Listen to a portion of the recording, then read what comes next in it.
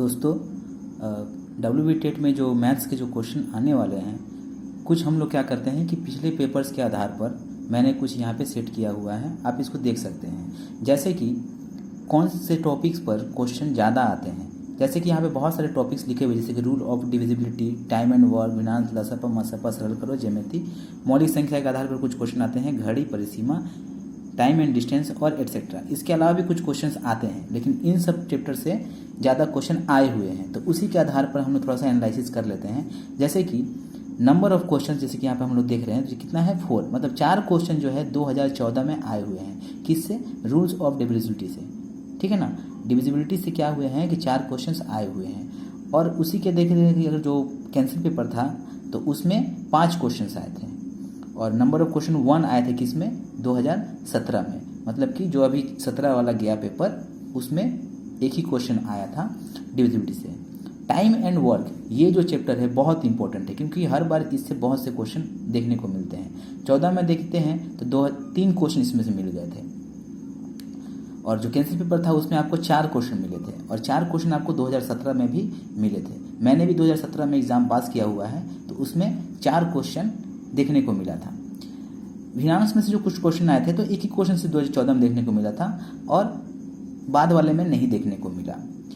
अगर हम लोग लसपा मसपा देखें तो उसके आधार पर जो क्वेश्चन बनते हैं बहुत इंपॉर्टेंट होते हैं, ठीक है। तो उसमें से 2014 में 3 क्वेश्चन आए थे, एक क्वेश्चन उसी कैंसिल पेपर में और एक क्वेश्चन 2017 में आए थे। इससे और भी क्वेश्चंस बनेंगे, लेकिन मेनली जो इस पे बना था वो एक ही क्वेश्चन बना था। इस पे और भी क्वेश्चंस आते हैं लसपा से और मसपा से। सरल करो जो है, जिस तरह की टाइम एंड वर्क इंपॉर्टेंट है, उसी प्रकार से हमारा सरल करो भी बहुत ही ज़्यादा इंपॉर्टेंट है। ये चैप्टर भी बहुत ज़्यादा इंपॉर्टेंट है, बीजगणित में सबसे इंपॉर्टेंट चैप्टर है। इसमें से जितने भी क्वेश्चन आप मैक्सिमम कर सकते हो कर लेना। जैसे कि 2014 में आप देख सकते हैं कि सॉल्व करने के लिए जस्ट 16 क्वेश्चन पड़ गए थे इसमें से, ठीक है। 14 में भी देख रहे हैं जो कैंसिल पेपर था उसमें 4 क्वेश्चन आए थे, और 2017 में इसमें से 12 क्वेश्चन आए थे। मैंने जो है एग्ज़ाम पास किया था, इसमें मैंने मैक्सिमम क्वेश्चन इसी में से अटेम्प्ट किया था, और भी क्वेश्चन अटेम्प्ट किया था, लेकिन इसमें मेरा एक भी क्वेश्चन सॉल्व करो से मेरा गलत नहीं हुआ था। सारे क्वेश्चन को मैंने सॉल्व किया था, और इसी के आधार पर पेपर क्लियर हो गया था। ज्योमेट्री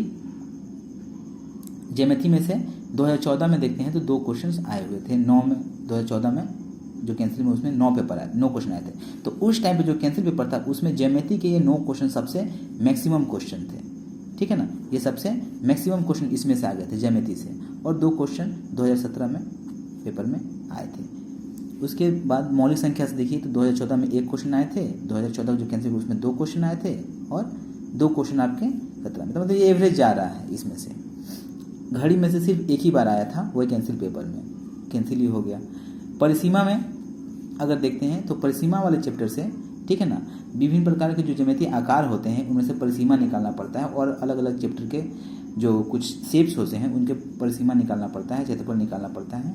तो सिर्फ मैंने यहाँ पे परिसीमा लिखा है, लेकिन क्षेत्रफल परिसीमा मिलाकर क्वेश्चन था, ठीक है ना। तो उसके आधार पर आप उसका तैयारी कर लीजिएगा। 2014 में इसमें से 2 क्वेश्चन आए हुए थे, और 2017 में भी 1 क्वेश्चन आया था इसमें से। टाइम एंड डिस्टेंस से यहाँ तो कुछ क्वेश्चन नहीं आए थे, लेकिन 2 क्वेश्चन आपके 2017 में आए हुए हैं, और इसके अलावा भी 2-3 क्वेश्चन अलग से भी क्या करते हैं कि एक्स्ट्रा क्वेश्चन आते हैं। तो आप मेनली जो है इन चैप्टर्स को फॉलो कीजिए, और पहले इनको सॉल्व कर लीजिए बढ़िया से। उसके बाद आप प्रैक्टिस सेट लगाइए और अपने आप को टेस्ट कीजिए कि आप कितने क्वेश्चन को अटेम्प्ट कर पाते हैं। कुछ क्वेश्चन अलग से आएंगे, जैसे कि मिसलेनियस भी रहते हैं, तो वहाँ से आप मैथ्स को बढ़िया से कर लीजिएगा।